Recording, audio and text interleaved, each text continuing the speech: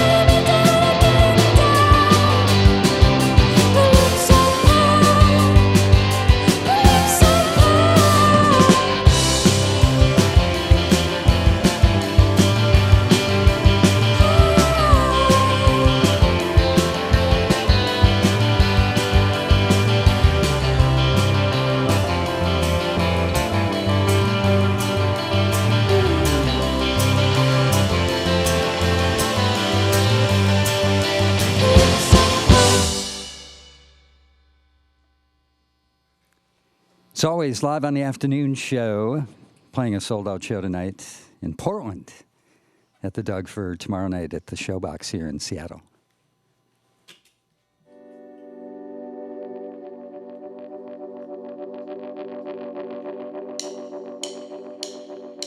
Would you on the bus? Now you're one of us. It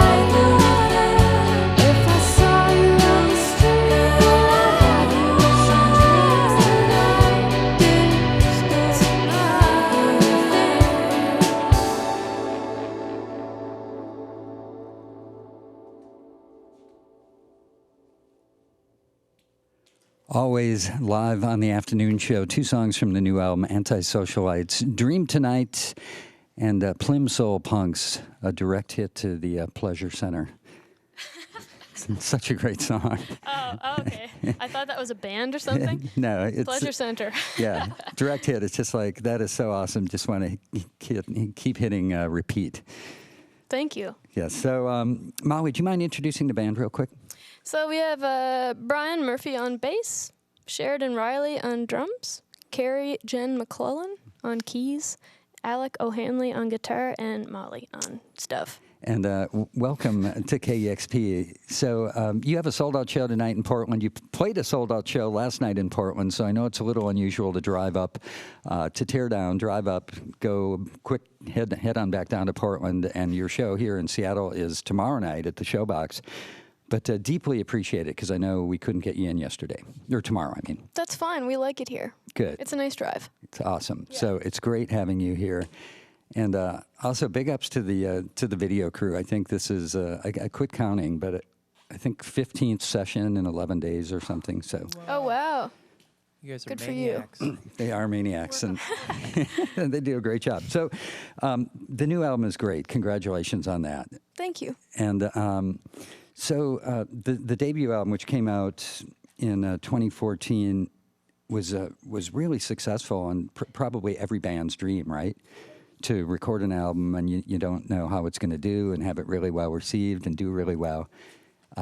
Does that put like a crazy weird pressure on the second album? I think that I feel so much pressure about recording music all the time, so I don't think it was any more than usual, but maybe. I think that it's a really exciting thing to talk about, the pressure of the second record, and I think that because that's such a big part of the narrative, maybe I did feel a little bit of pressure. Yeah. Just because that is a narrative or a theme that keeps coming up. Yeah, no, I mean, it's fine. Yeah. I don't mind talking about it. Why do you feel the same sort of pressure, or like pressure maybe for writing songs on the first album, just because you want to actualize them like you hear them? Well, songs I feel like in their infancy are always so fresh and exciting, and as time goes on and you don't necessarily have the chance to document it the way you'd like to, there's a slight mental expiration date of nabbing it initially, and so if you don't do that, I find a lot of pressure in chasing that sound and that energy down. Is it possible? Are there tricks and stuff?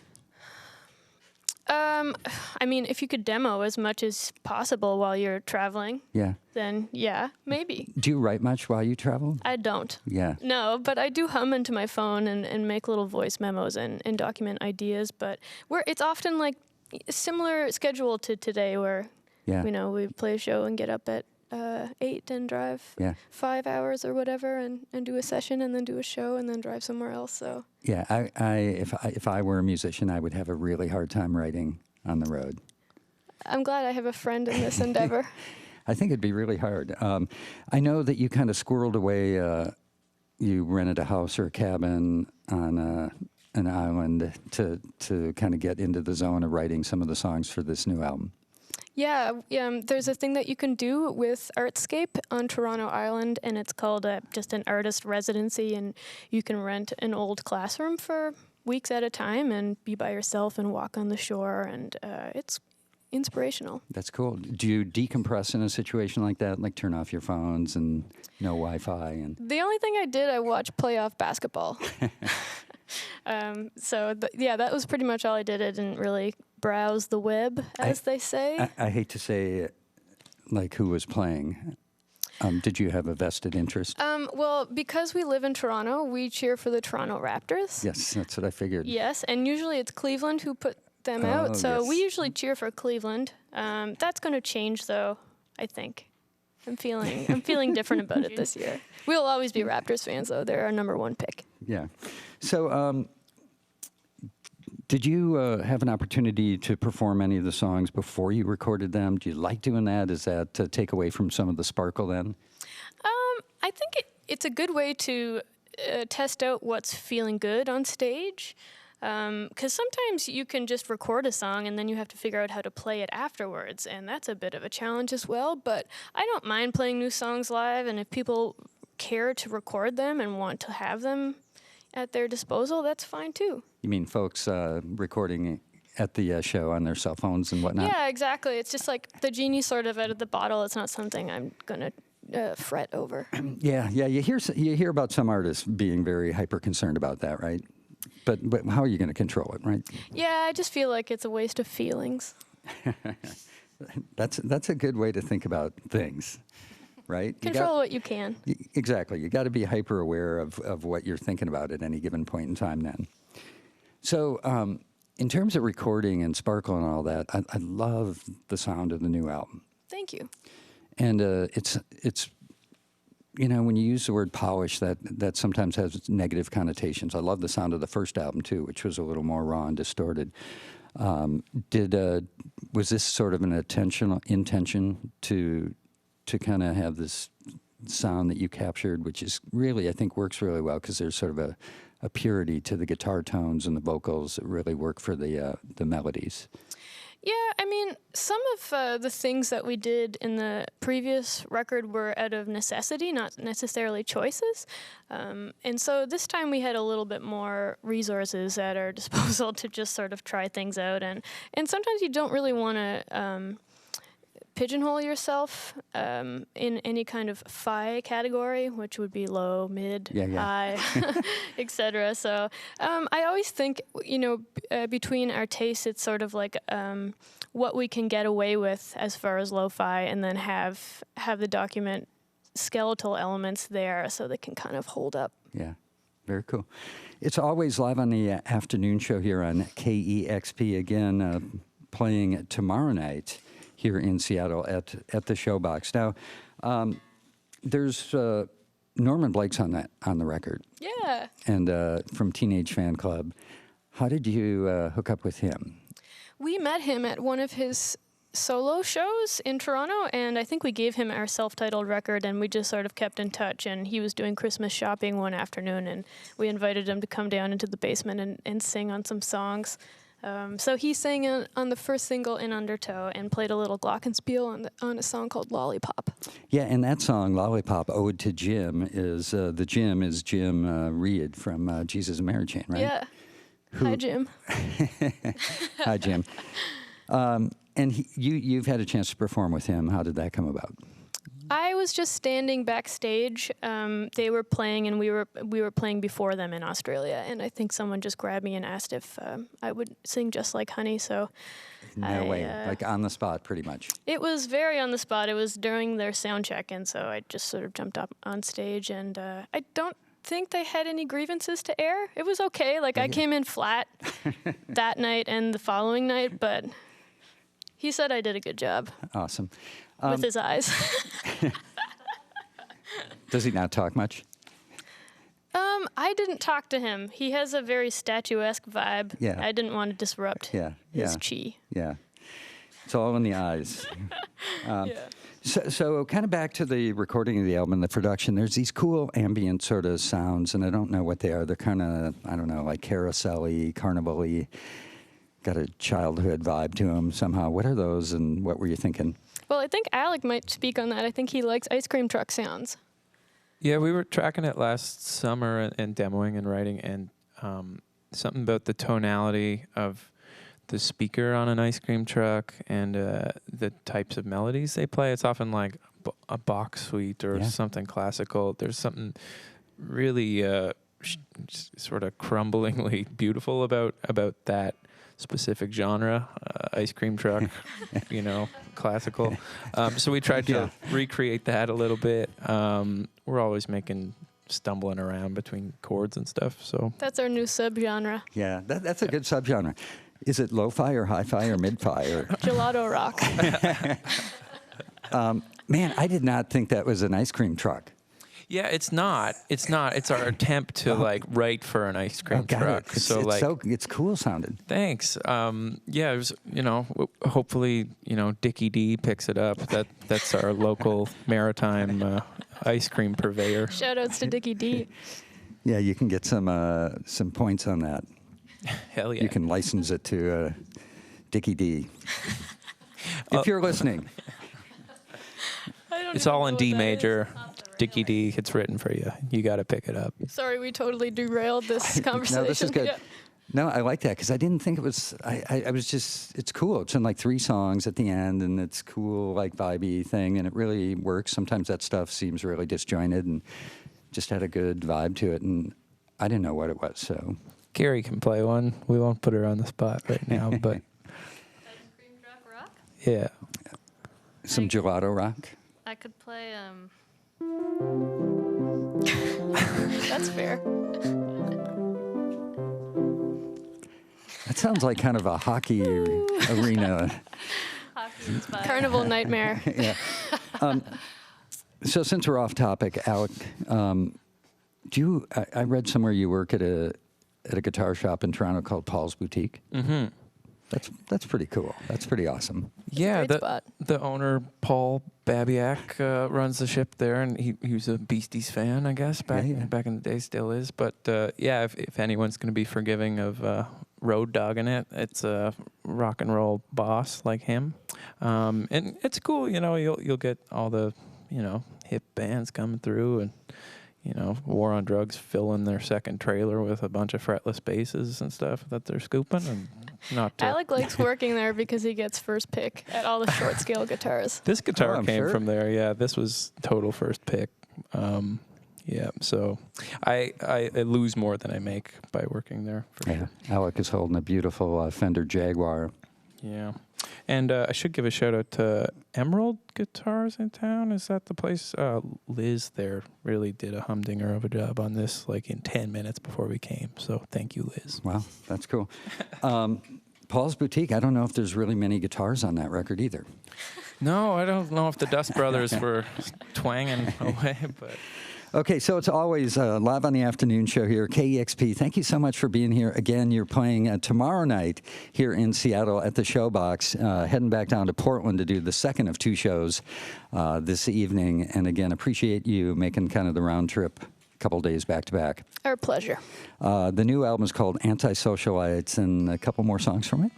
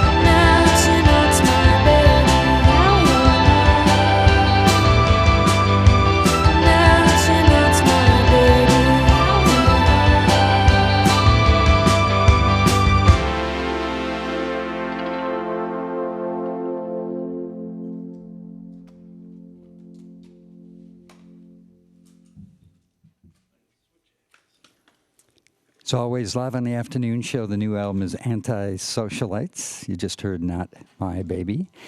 And always playing, as I mentioned, tomorrow night at the Showbox, and tonight a sold-out show in Portland at the Doug Fir.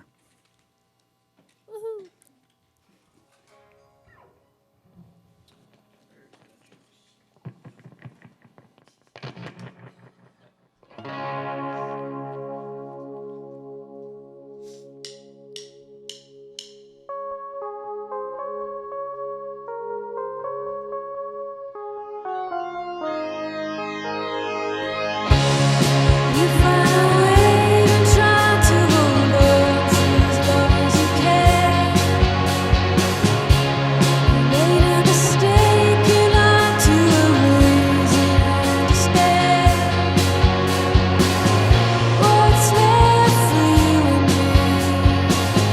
I asked that question rhetorically.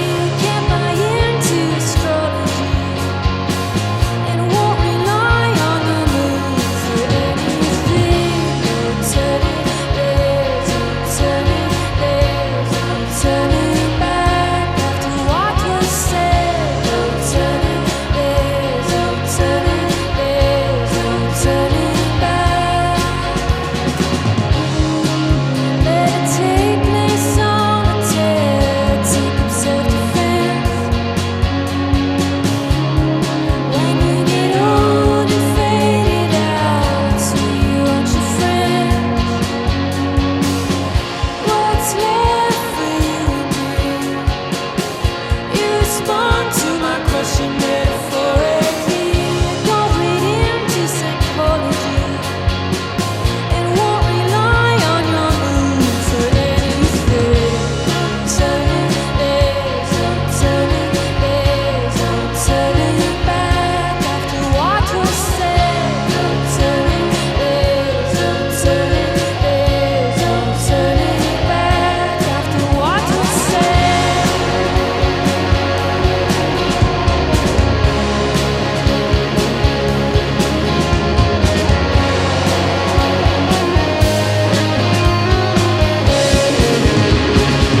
Find a way to try to hold on for as long as you can.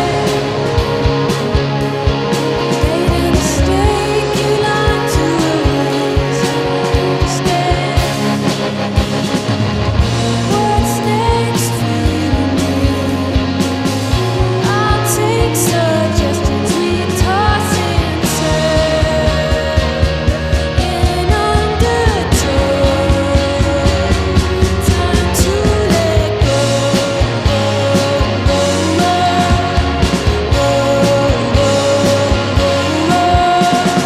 There's no turning, there's no turning, there's no turning back after what's transpired. No turning, there's no turning, there's no turning back. And so uninspired. No turning, there's no turning, there's no turning back. Turning